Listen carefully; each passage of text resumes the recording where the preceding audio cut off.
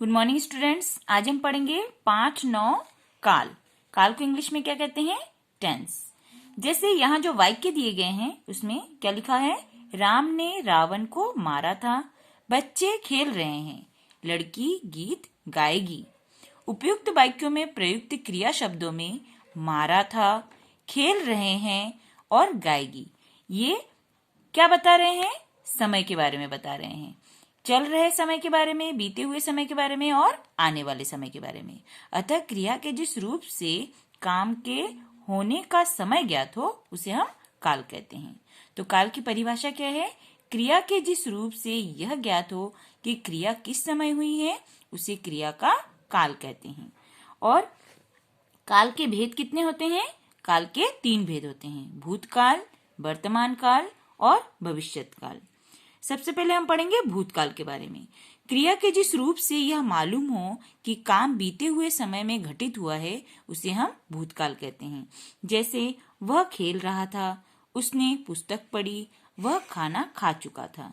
तो उपयुक्त वाक्यों में रहा था, पढ़ी, चुका था, ये क्या बता रहे हैं? भूतकाल के बारे में बता रहे हैं। अगला है भूतकाल के भेद। तो भूतकाल के कितने भेद होते हैं? भूतकाल के 6 भेद होते हैं: सामान्य भूतकाल, आसन्न भूतकाल, पूर्ण भूतकाल, अपूर्ण भूतकाल, संदिग्ध भूतकाल और हेतुमद भूतकाल। सामान्य भूतकाल किसे कहते हैं? क्रिया के जिस रूप से कार्य के बीते हुए समय में सामान्य रूप से पूरा होने पाया जाए उसे हम सामान्य भूतकाल कहते हैं। जैसे उसने खाना खाया, अनुज ने पत्र पढ़ा, मोहसिन आया। आसन्न भूतकाल क्रिया के जिस रूप से कार्य के अभी अभी समाप्त होने का बोध हो उसे आसन्न भूतकाल कहते हैं। जैसे उसने खाना खाया है, अनुज पत्र लिख चुका है, मैं बाजार आ चुका हूँ।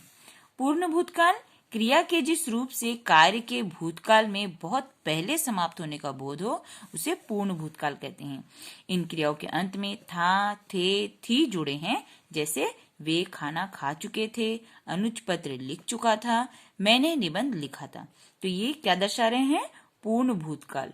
अपूर्ण भूतकाल क्रिया के जिस रूप से कार्य के भूतकाल में चल रहे होने का बोध हो उसे अपूर्ण भूतकाल क्रिया कहते हैं।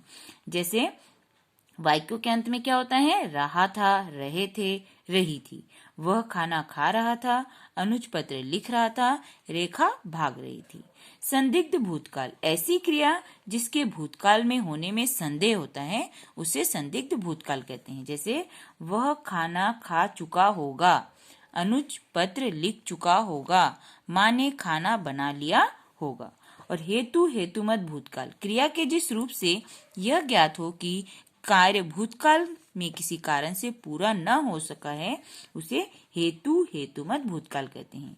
वह मेहनत करता तो उत्तीर्ण हो जाता, वर्षा हुई होती तो फसल अच्छी होती, यदि शाहरुख आता तो फिल्म की शूटिंग पूरी हो गई होती। अगला है वर्तमान काल। क्रिया के जिस रूप से कार्य के वर्तमान समय में होने का बोध उसे वर्तमान काल कहते हैं।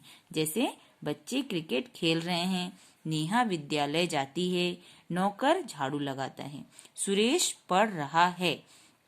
तो खेल रहे हैं, जाती है, लगता है तथा रहा है आदि क्रियाओं से किसका बोध हो रहा है? वर्तमान काल का बोध हो रहा है। वर्तमान काल के भी 3 भेद होते हैं: सामान्य वर्तमान काल, अपूर्ण वर्तमान काल और संदिग्ध वर्तमान काल। अगला है भविष्यत काल। क्रिया के जिस रूप से कार्य के आने वाले समय में संपन्न होने का बोध हो उसे भविष्यत काल कहते हैं। जैसे मैं कल बाजार जाऊंगी, राहुल कल मुंबई जाएगा, संभवतः मेरा परीक्षा का परिणाम मार्च में आएगा, पिताजी कल आएंगे। तो यहाँ जाऊंगी, आएगा, जाएगा, आएंगे, ये क्रिया के शब्दों से किस समय का पता चल रहा है? भविष्यत काल का पता चल रहा है। इसीलिए ये किस काल के वाक्य हैं? भविष्यत काल के। भविष्यत काल के भेद क्या हैं? सामान्य भविष्यत काल, संभाव्य भविष्य काल और हेतुमद भविष्य काल। तो आज हमने इस लेसन में काल के बारे में पढ़ा है और इसके प्रश्नोत्तर को मैं आपको सेंड करूंगी, उसे आपको अपनी कॉपी में लिखना है और लर्न करना है।